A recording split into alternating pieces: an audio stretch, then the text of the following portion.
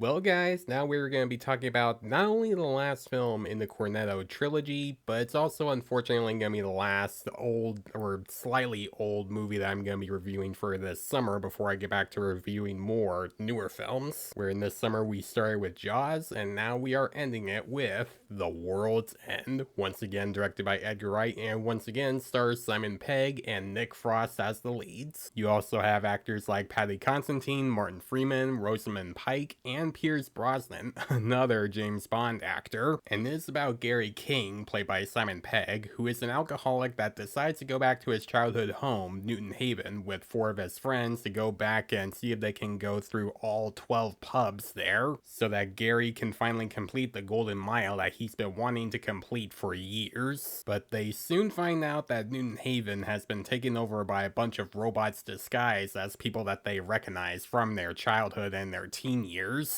and the only way for the 5 of them to survive and escape is to continue the Golden Mile and go through all 12 pubs. This is the third and possibly final film in the Cornetto trilogy after Shaun of the Dead and Hot Fuzz. And just like with those films, this one goes in a different genre, where Shaun of the Dead is a horror comedy, Hot Fuzz is a buddy cop comedy, and this film is a sci-fi comedy. And of course you would see some other things that you would expect to see in the first 2 films be in this film as well, like Simon Pegg jumping over a fence, characters going to a pub, Simon Pegg and Nick Frost being best friends, and having this film be complete with a Cornetto reference. And I hope you guys like the new thing I'm doing with the text for my reviews for all 3 of these films, where Shaun of the Dead has the red text for the movie review title, Hot Fuzz has the blue one, and The World's End has the green one, just to match their genres, like I mentioned in my review for Shaun of the Dead. I thought it would be cool to have the text be that way.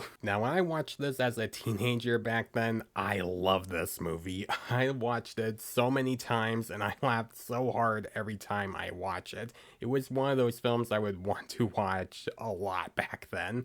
I rewatched the film recently for this review, and I still love it. I still think this is an awesome movie. Now, this film doesn't get as much love as Shaun of the Dead or Hot Fuzz, and I never understood why, because I always thought this was as good as both of those films. It's easily the most underrated film in the trilogy, and it just might be my favorite in the trilogy, because it's the most fast-paced in the trilogy, it gets to the point, it doesn't have any dull moment, it just introduces its main characters, and it just takes you into the main story. And this film also gets to some deeper stuff that Shaun of the Dead and Hot Fuzz didn't do, like how characters feel like they haven't moved on from what they were trying to do back when they were teenagers. And what I mean by that is that the main character of this film, Gary, who has been living in the past for a long time, because when he was a teenager, both him and his friends wanted to go through all 12 pubs just to see if anything will feel different for him in the future, but unfortunately he never managed to complete the Golden Mile, making him the only one in the group that hasn't changed at all. He's still an alcoholic, he hasn't grown up mentally, and he still feels like he's living in the past. He hasn't completely moved on from that because he always wanted to complete the Golden Mile to see if anything in him will change after that. That isn't until in modern day when he decides to bring all of his friends back to Newton Haven so that he can complete the Golden Mile and see if he can finally change some things in his life. But it's kind of hard for him to do that nowadays because unlike him, 4 of his other friends have already changed completely, where Andy Knightley now works at a business, Stephen Prince now works at construction, Oliver Chamberlain is a real estate agent, and Peter Page is a car salesman, and even his ex-girlfriend Sam, played by Rosamond Pike, has now moved on herself, where she is also Oliver's sister and the one that Stephen has a crush on. So the only way for Gary to have all 4 of them come back together for him to do the Golden Mile again is to be manipulative. Like, come up with certain ways to try to get them to come back to Gary so that they can go to Newton Haven, which kind of makes him a terrible person, and he is. It's terrible, yes, but once you start to slowly learn more about him, you start to understand why he's doing all this in the first place. And you can tell he really does miss those days when he's hanging out with the guys, and he does want to move on on, and his friends are kinda helping him even though they don't realize it. Now, I love Simon Pegg. I do think he's an underrated actor. I love him in the Mission Impossible films, I love him in the J.J. Abrams Star Trek films, and of course loved him in Shaun of the Dead and Hot Fuzz. But Simon Pegg in this film just might be my favorite performance of his ever.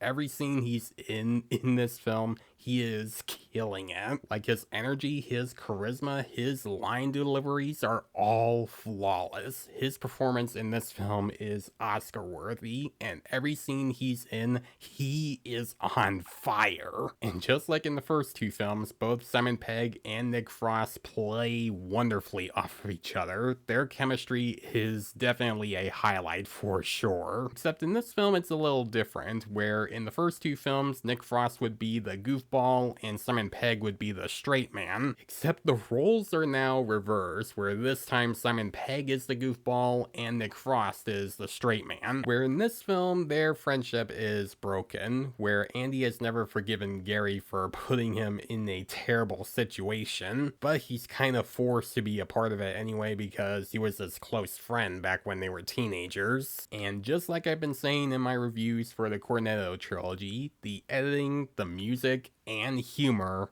are pitch perfect. They blend very well when you see the characters go from one pub to another and try to go through each action sequence they get stuck in, making a lot of those scenes fun and hilarious. Speaking of the action sequences, let's talk about those, starting with the bathroom scene. That is a very fun action sequence where you get to see 5 of the guys fight other blanks that are in the bathroom with them, which is also a great reveal scene where they start to learn that they are robots with blue stuff inside them. There's also another great fight scene where the characters are fighting a bunch more robots in the Beehive pub, where you have great moments where Andy is just tearing all of them apart and Gary is just trying to hold his cup of beer so that he can finish it. Those are great action sequences with really good stunt work as well, and a lot of them are shot very well by Bill Pope. In case you don't know who Bill Pope is, he's known for shooting some of the best movies of all time, like The Matrix, Spider-Man 2, Shang-Chi, and of course some of Edgar Wright's other films like Scott Pilgrim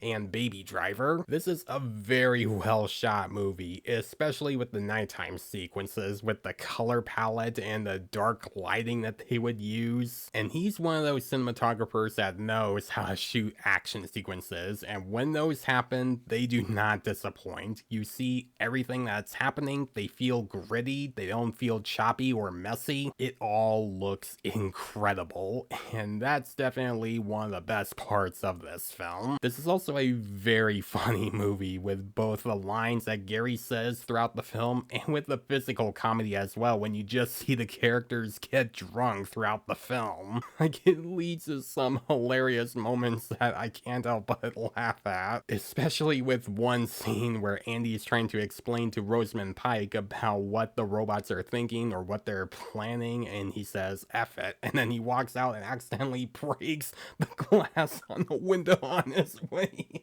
out.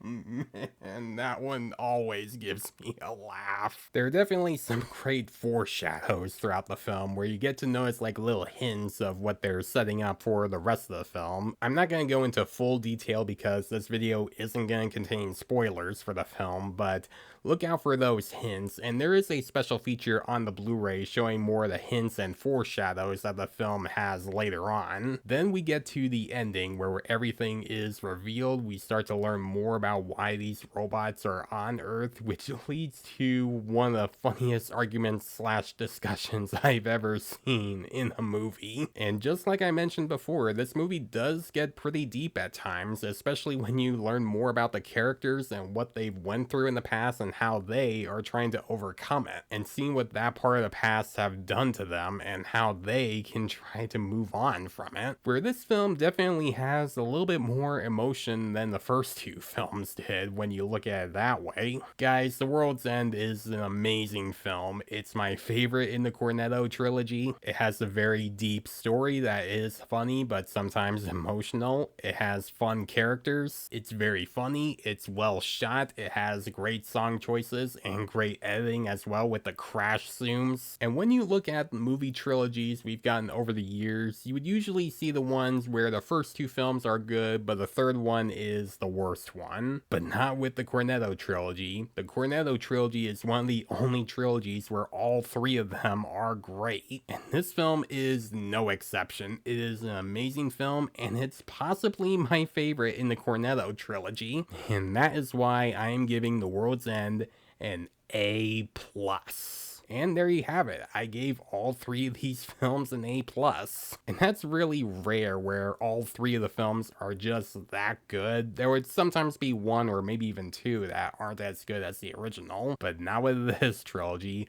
All three of these films are awesome. And that concludes not only the Cornetto trilogy that I've reviewed, but also concludes some of the old movie reviews as well as slightly old movie reviews that I've done for this summer. And now that's concluded, I can get back to reviewing more newer films and hopefully get back to reviewing some other films I didn't get a chance to review yet, but hopefully you will see them very soon. So guys, if you have seen The World's End and this entire Cornetto trilogy, what do you think about it? Do you think it's a great film in the trilogy, or do you think that this is the worst one? Let me know in the comments below. And as always, if you like this review, then please leave a like and subscribe to my channel so you don't miss a thing, because it helps my channel grow. Hit the notification bell so you know what other videos I'm posting. Follow me on Facebook and Instagram. Thanks for watching, guys, and I'll see you in the next one.